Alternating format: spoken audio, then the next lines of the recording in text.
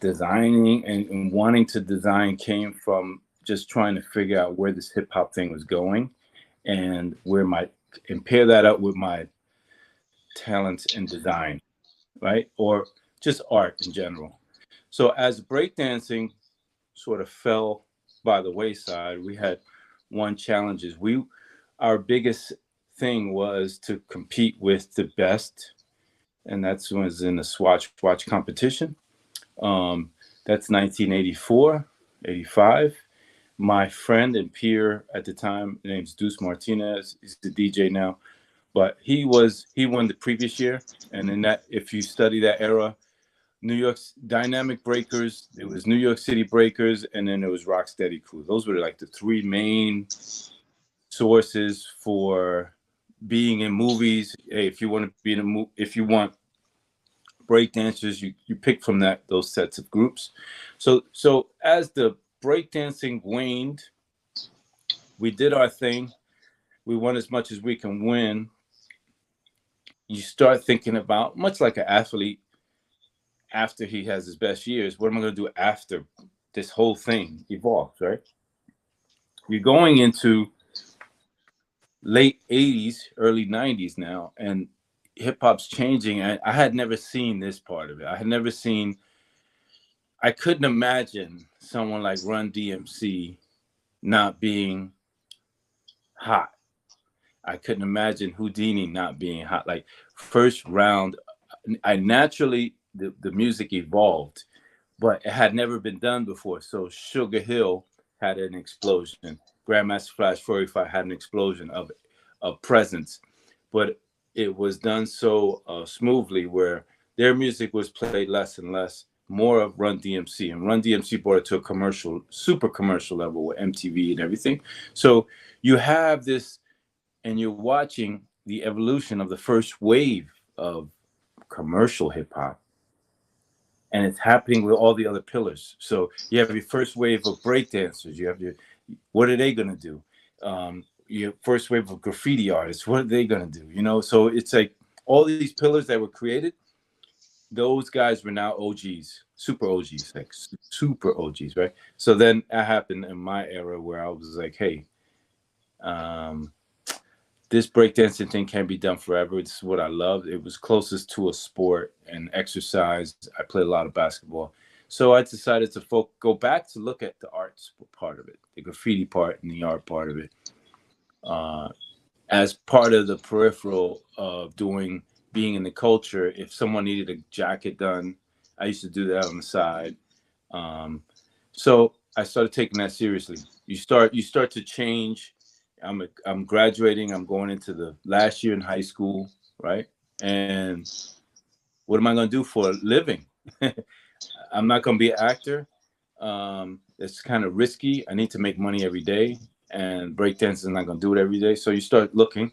So it transitioned into the first time, and I knew that as a person, I wasn't going to stay stuck. I evolved into taking art more seriously. So my last year in high school, a lot of partying, a lot of chilling, but in the back of my mind, I got to figure out what to do with myself. I got to make money so that my mother doesn't worry.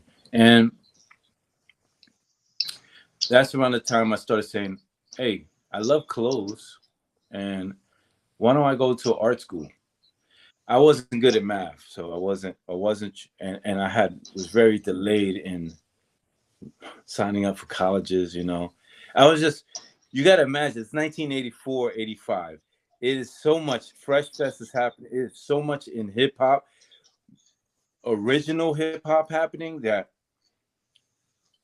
you can't, I'm like, I don't know that I can make money off of any of this, but I need to be there. Like, I need to be at these scenes, and it sort of sucked my schoolwork stuff for that way. And I wasn't prepared for entry into college. So I ended up, my school was called St. Benedict's Prep. It's in Newark.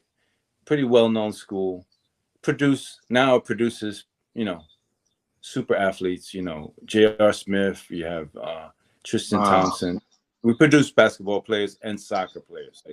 But I was that school was late 80s, was starting to get its roots and sort of figure out how to create this perennial sports programs. And Um, the school right next to me, which was Rutgers University in Newark, was not, so it was easy entry into that. That's right down the block. I got in, and that's when I really got serious. The first year, I was told, you go to school, and I was enjoying college, and I really started enjoying dressing up more, like dressing clothes. So I started understanding what fashion meant to me, and I took that more seriously. By this first year of college, I said, I want to do this for a living. How do I pivot out of this college that I'm in, which is, it's a great college, Division I, but it's not, I have no art programs here.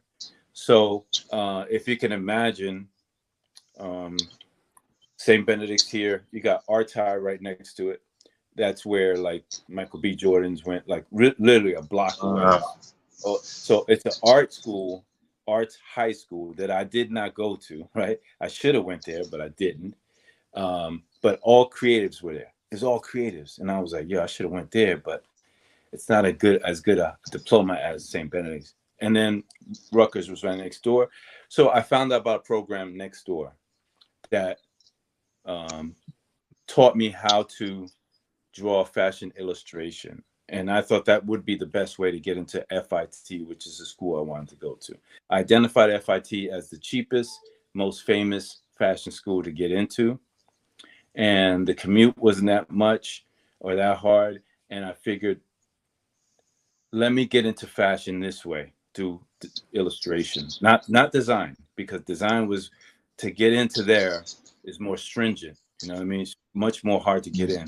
So an admissions teacher that was teaching at Artai next door at night was on the admissions board at FIT.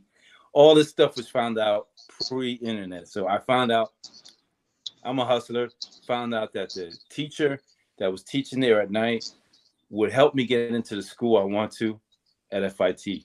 So I became her best friend. I enrolled in all her classes, even though I didn't need them. I enrolled and became her best friend. So she liked me, I was a likable guy, and then she got me into the school. So around that time, I figured out the philosophy of, what do be mindful of your hobbies, because that's what probably you're meant to be doing in life, right? If you can be mindful of your hobbies, and then at an early age, and see, hey, this is not work for me. This is what I like to do when I have free time. And if while you're working a 9 to 5, you can do something that you enjoy to do in your free time, then it's not work. So you're not working. So that's what I was able to evolve to the point where I understood that dynamic. And I was like, fashion, illustrate, anything in fashion, I'm going to enjoy. I need to figure that out. It was just an evolution, stepping away from hip hop in that manner, but it still put me in one of those pillars, of creative pillars, right? So that's 85 to 88.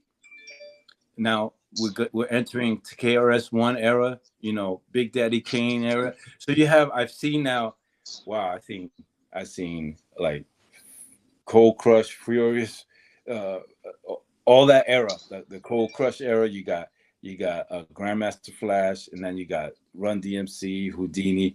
Then you have this Big Daddy Kane era coming. So I saw 3, and I'm like, wow. But I was getting more into fashion, and I was getting comfortable. So to transition, you have to know at that crucial moment, what do you want to do in life, and what will put money on the table and satisfy your creative needs. FIT was it. I entered FIT in 1988 after 2 years of Rutgers, and luckily I did all my cores at Rutgers, and I just had to go to FIT and just draw every day, all day, nothing else. I didn't have to do math. Like my counterparts were 2 years younger than me, and they had to do math, English. They had to do their cores, plus they had to draw. Me, I'm going in there, all my cores were done, and all I did was draw. All I did was focus on art. And then after that, then you evolve again. So you go into the art program and you see, I got this, no different than breakdance. I can compete here. You in the way that FIT set up, it's four buildings, A, B, and C, and D. I was in the D building, but if you go to the C building, it's all design, all designers, different set of tools you work with, different mindset. They were more mechanical, like fixing cars. They were like sewing, and they were doing mechanical stuff. The creative was not there. So I was looking at them sketches. They're like, show me your sketches. They're like, the sketches look horrible. Like they were not talented. A designer is not talented in drawing. Designer just has it in here and wants to get it out and sew it. I was here, teach me how to do the mechanical part. Because that anybody can change the tire. You know what I'm saying? Anybody can do that. It's what are you doing before and after that. So I figured that out, and then I slowly went into fashion design.